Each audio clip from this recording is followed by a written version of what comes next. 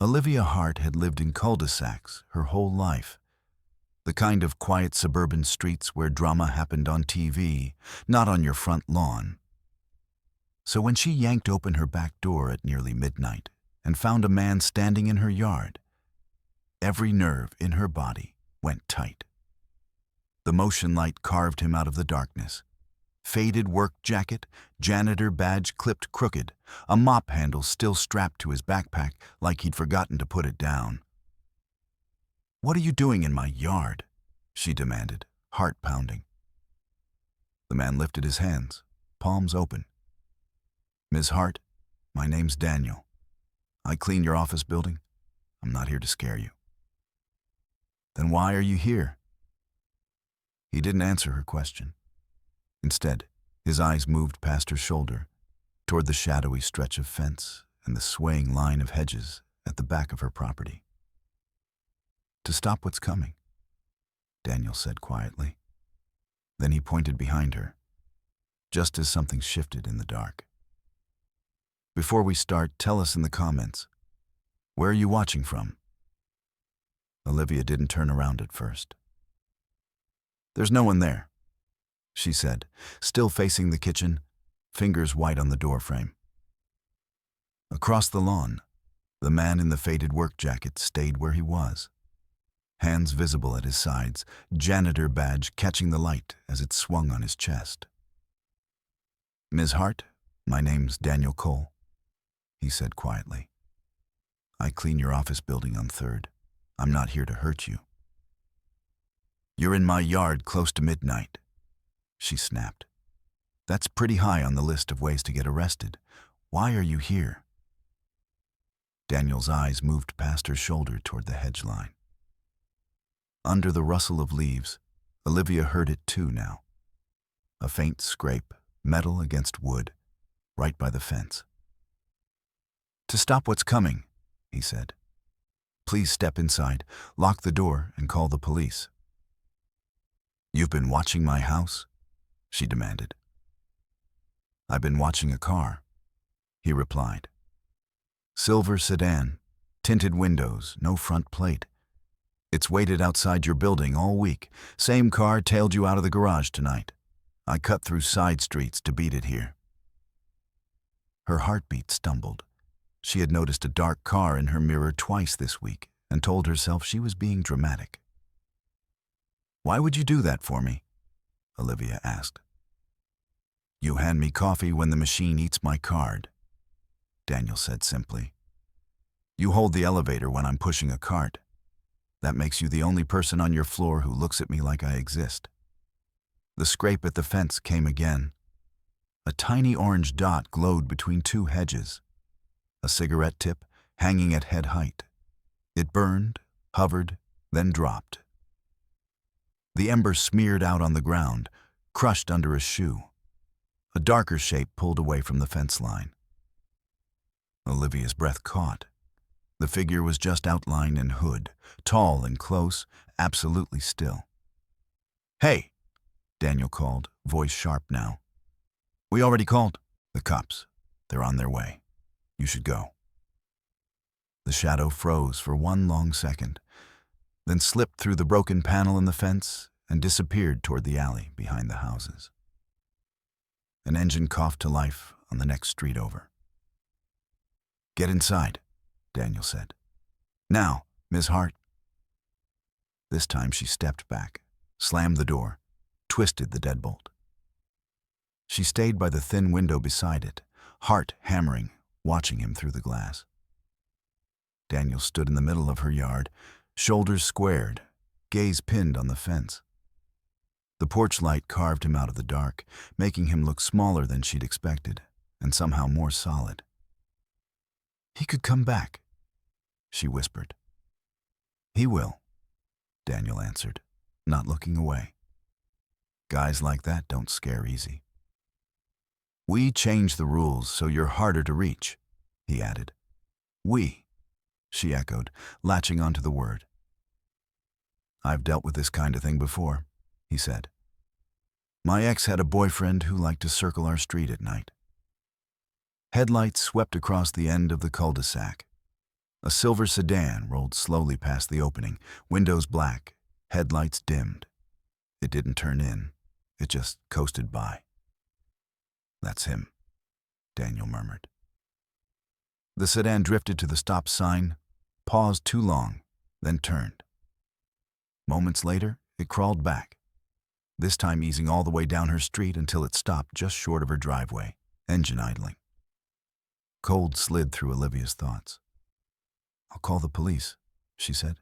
"You can go. I'll handle it." "If I go," he replied, "I leave you and your kid here with a man who now knows you're scared and alone."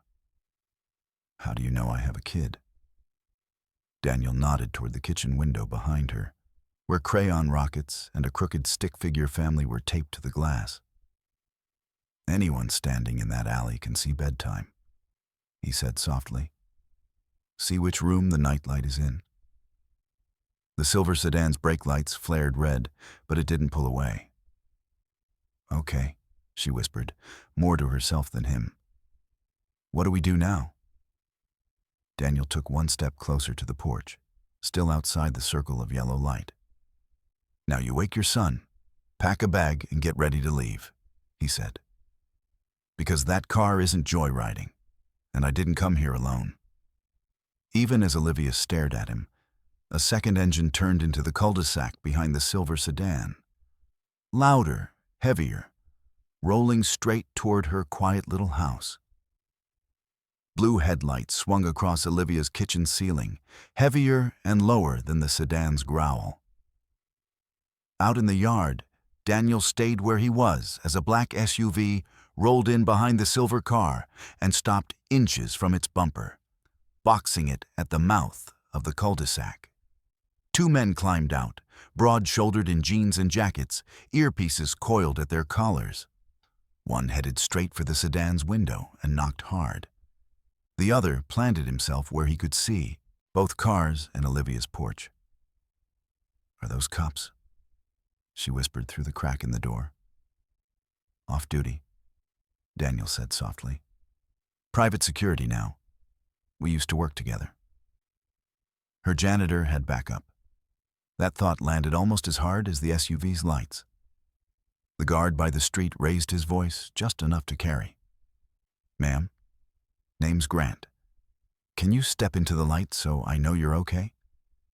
Olivia thought of Leo asleep down the hall, rocket nightlight glowing in his small room, the window that faced the alley. Pretending this was nothing suddenly felt ridiculous. She slid the chain, opened the door a hand's width, and stepped into the wash of the porch light, arms folded tight. Grant's shoulders eased a fraction when he saw her. Behind him, the sedan's engine revved, a trapped animal sound. "Kill the engine," Grant called, hands on the wheel. After a beat, the headlights dipped and the revving cut off. The cul-de-sac fell into a heavy, expectant quiet. The driver's door flew open, and a man in a dark hoodie climbed out, slamming it shut with his hip. Even before he pushed the hood back, Olivia recognized the hunched shoulders and forward chin. "Brent," she said, the name scratching her throat. Her ex-employee squinted past Grant until he found her and then Daniel. "You have got to be kidding me," he snapped. His glare locked on Daniel. "You're the mop guy." Daniel didn't rise to it. "Evening, Brent," he replied. "You've spent a lot of nights on this street." "It's a free country," Brent shot back. "I can drive wherever I want." "Funny how wherever keeps circling one house," Grant said. "Step to the curb." Brent moved a few grudging steps, angling his body to keep Olivia's porch in view. Daniel's eyes dropped to Brent's right sleeve, where the fabric bulged in a way that wasn't muscle. "Right hand," Grant said, following his look. "Two fingers, slow. Whatever's in your sleeve comes out now." "It's nothing," Brent muttered. "Then this will be easy," Grant replied. Brent yanked out a slim metal bar, the kind maintenance used to pry open access panels.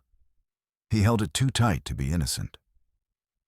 Olivia's stomach dropped. That belongs to the building, Daniel said quietly.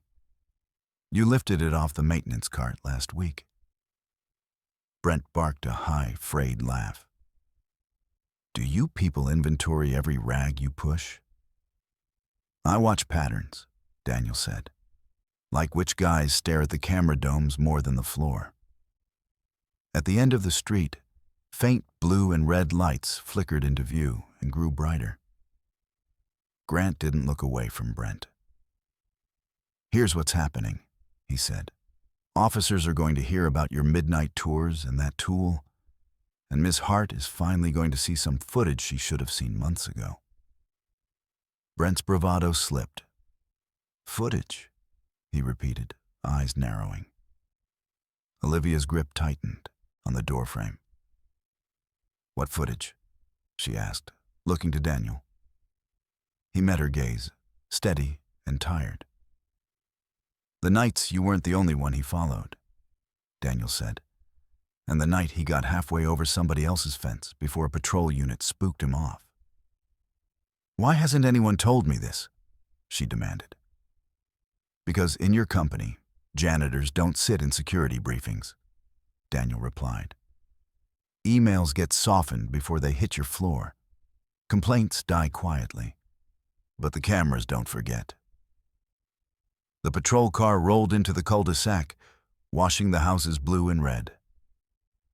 Once they've got your statement and Mr. Calloway's version, Grant called to her, Dan wants to take you somewhere.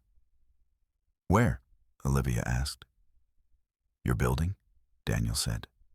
The real security room in the basement, the one that never makes the orientation slideshow. She stared at him, at the worn jacket and crooked badge and unexpected authority. A janitor with a key to a room she hadn't known existed under her own glass office. If I go, she said slowly, I want everything. No more filtered reports. Daniel nodded once. Then we'll start with the camera wall, he said. And you can decide who's really running that tower you work in. Hours later, with dawn just starting to pale the sky over downtown, Olivia stood in a concrete basement corridor facing a locked steel door, Daniel's scuffed keycard hovering an inch from the reader. The card reader blinked red once, then green, and the steel door clicked open. A low hum rolled out. Machines, servers, and something else Olivia had never heard this deep under her own company's building. Daniel pushed the door gently, letting her step in first. The room felt colder, lined with monitors stacked from waist height to the ceiling. Every feed showed a different angle of the tower she worked in. Lobby, elevators, stairwells, parking garage, even the street behind it where food trucks parked during lunch hour. But one wall of screens, an entire grid, was dedicated solely to exterior routes near her home. Olivia froze. Why? Why is my house on your feeds? It's not supposed to be, Daniel said. But someone routed these cameras to watch your street, not the whole neighborhood, just your block. Her stomach tightened. Someone at my company? Someone using the company's access, he replied, and someone who knew where you lived. He walked to the console and tapped a keyboard, pulling up timestamps. A column of dates rolled down the screen, weeks' worth of late-night activity. Cars circling, shadows slipping past the hedges behind her fence. Brent's silver sedan appearing in frame again and again, always idling longer than the last time. Olivia's breath shook. How long have you known? Long enough to see the pattern turning dangerous, Daniel said. The night he tried the back fence? That's when I realized he wasn't just angry about getting fired.